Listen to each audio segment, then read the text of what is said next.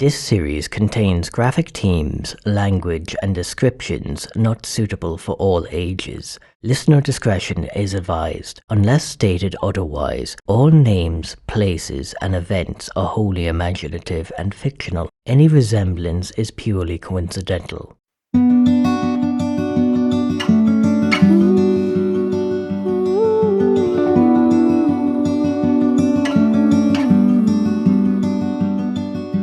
The Trees Swallow People by Conor Matthews.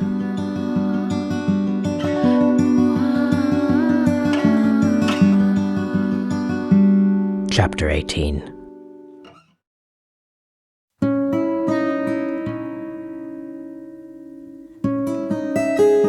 I did something stupid. Illuminating, but stupid. I suppose that's the same for most people.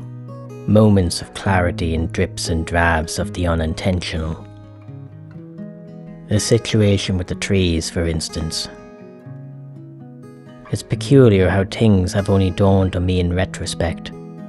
The initial researchers all arrived in intellect's processing vehicles and gear when the mystery of the trees first occurred. We all just assumed they were from the government. All the research they collected, therefore, was privately owned, and thus could benefit no one. Information that could save lives kept secret. But then it occurred to me, there's nothing stopping me from going down to the park myself and doing my own research. I'm not a scientist, but at this point, anything was better than nothing. Even if I learned one thing, it would have been worth the experiment. Besides, as things were going, I felt an impasse was approaching. It would serve me well to be a little more knowledgeable, I thought. So, Diva and I left for the park. She needed a walk anyway, but ever since Shepard's indecent proposition, I've taken to leaving Diva alone as little as possible. I have to laugh. She still balks going out. Usually she'd be answered by a chorus of estate dogs yapping from their gardens, but there aren't any left, either fleeing with their families or simply taken by the trees. Diva's barks are met by a distant yip, carried by the wind from somewhere in River Forest. But we're not heading that way.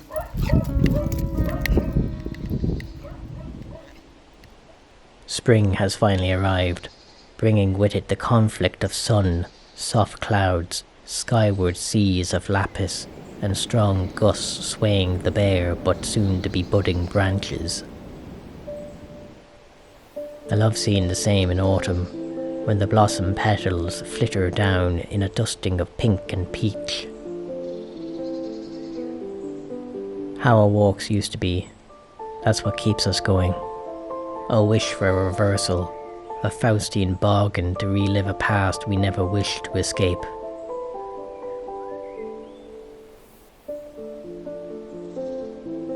We passed the old monastery, turned a corner, heading for the pitches, obliterated in the absence of the park ranger, and make our way to the trees.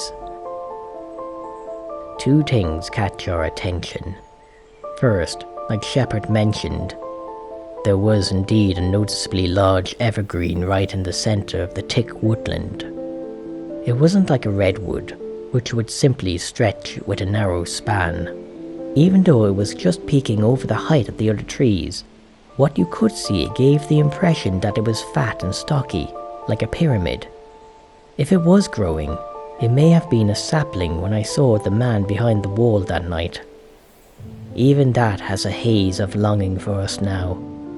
And second, once our eyes drifted down to the paddock walls, we found a small congregation kneeling, apparently praying to the trees. I saw no tall, good-looking man, but I did make out the squat, bulbous form of his assistant, Tabitha. Nonetheless, we didn't slow down our approach, and, about a few yards from them, Tabitha at the front of the group conducting the mumbling symphony finally noticed us. The members, realizing a shift in her focus, joined her in watching me and Diva strut up the pitch. Slowly, they all stood up to witness our magnificent energy. Tabitha stepped out from the group, holding herself to her fullest height, which wasn't much, planting her feet on the ragged earth. She went to speak, but neither of us stopped. She stuttered and fell silent once we sidestepped her on our way to the sloping trench. The sloping trench was an undergrowth of strangled weeds, pillowy moss, discarded litter, and, fortunately for us, broken twigs.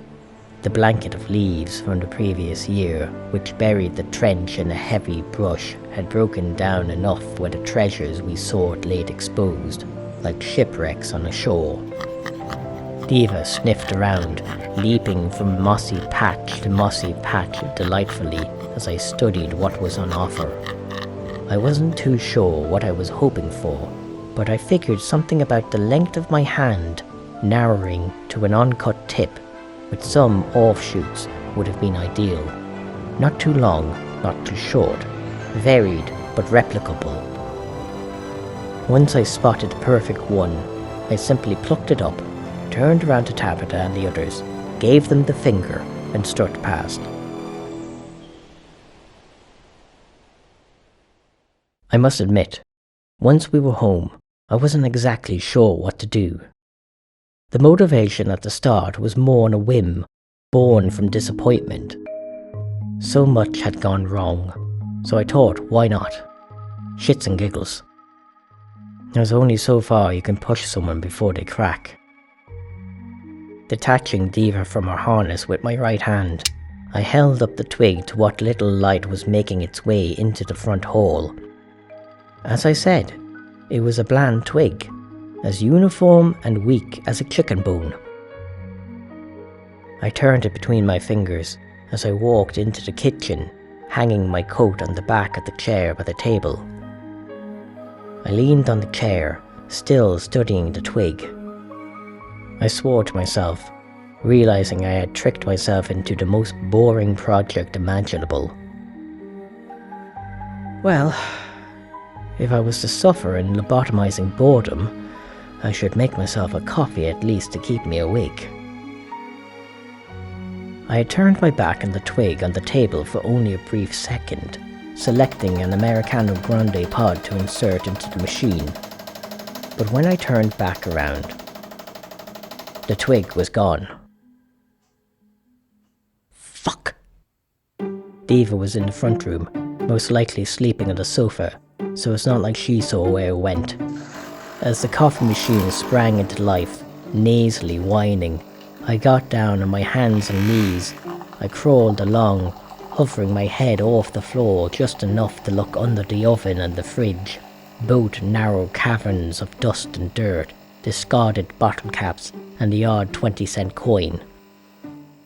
Pawing and shuffling forward, I searched under the chairs, the tables, the kitchen dresser, and even the radiator. Still, nothing. The coffee machine hissed steam and spluttered the last drops from the pod as I gave up, scratching my head. Diva was standing in the open doorway to the hall as I stood up, looking at me as if to wonder what I was doing. I wondered the same myself. Stumped, I reached for my coffee and took a big gulp.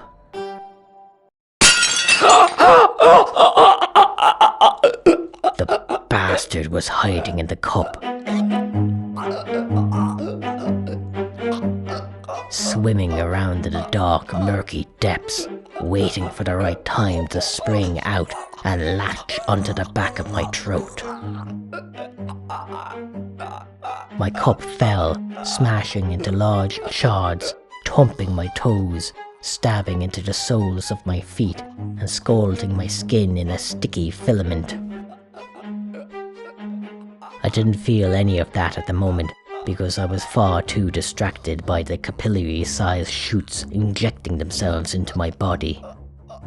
Conflicting gasps of shock, gags to vomit, and a hushed screech of pain pushed me back, stumbling over my steps, dropping to the ground, gripping my throat desperately. Over the rapid and deranged barks of Diva, I could hear the twisting, churning sound of the twig-growing shoots evolving into an arboreal urchin. I felt these new additions seep through tissue. My neck was becoming stiff, pulled up and to the side with the strength to arch and lift my body off the ground. Was it trying to break my neck? With bulging eyes, deafened ears, and animalistic fear, I plunged my fingers in between my teeth, frantically flicking and grabbing at whatever I could reach, grazing tiny limbs for seconds that felt like torturous hours. I just managed to curl my middle finger around the body of the bastard, snagging on each of those appendages, gripping tightly at the surrounding walls. I nearly let go, flinching from the searing sting, but quickly came back to my senses. I knew this was going to be hell to pull out. Even the twig realized this. I could feel it ease and slacken, an unsettling calm rippling disgustedly throughout my body. I imagine it thought it could lull me into letting go. Maybe if it hadn't been so aggressive. One sweet, pleasant inhale. That was all I allowed myself. My fingers curled tighter, flooding into a deep red from the strain. My free hand clasped around my other wrist, pulling the whole arm excruciatingly. Like tinnitus, I could hear the shredding of muscle, the leaking of blood, the strain of fibers, and the high-pitched wail from within my being. Damned souls are easier to part with than this. I had the main body far enough out of my mouth for me to see it, yet there was still a weaving web of roots vanishing into my throat.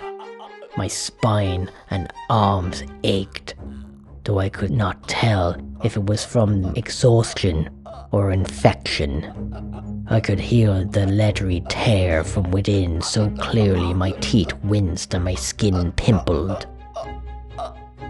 One final tug, I whispered tenderly to myself.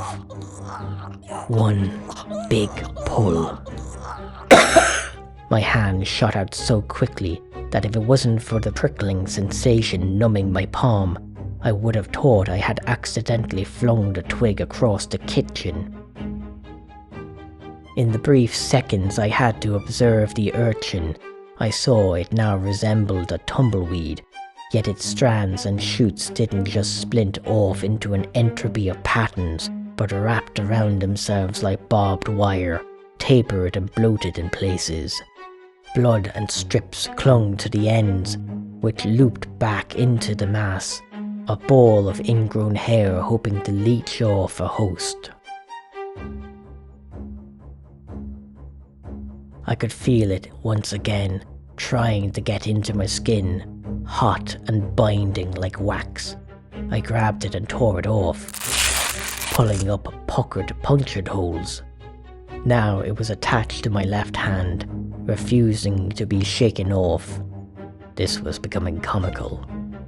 In pain, shaking my hand wildly, I made my way to the dresser and clumsily searched the drawers, stealing glances to the tumbleweed sinking into my skin. Finally, I found it. I plunged the elongated neck of a lighter into the center and clicked.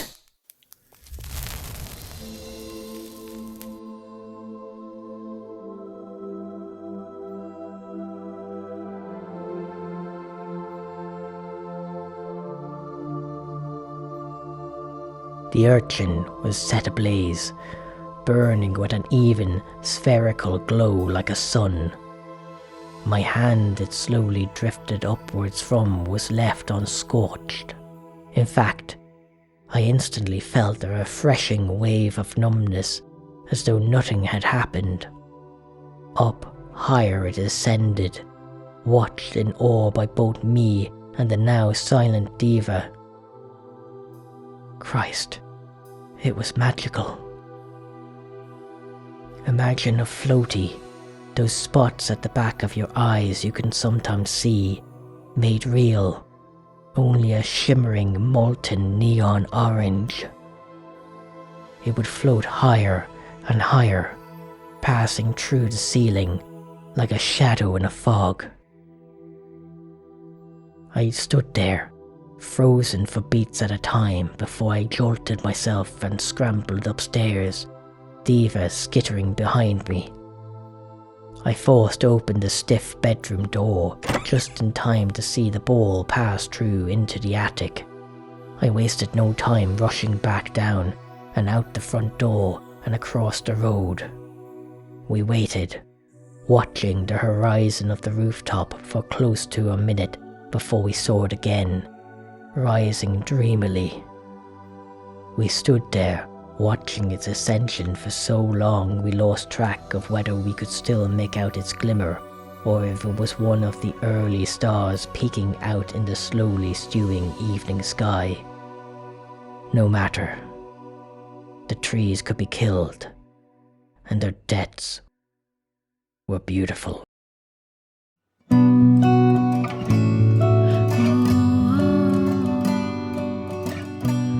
The Trees Swallow People was made possible with a generous bursary grant by Kildare County Council and studio time at Platform 4 Studios in Leixlip, County Kildare, Ireland. The studio engineer was Paul David Dowling. All music and sound effects featured in this episode are credited in the episode description and are available royalty-free at pixabay.com. They accept donations. All other rights are retained by the owners. The theme song is Forest Lullaby by Les FM.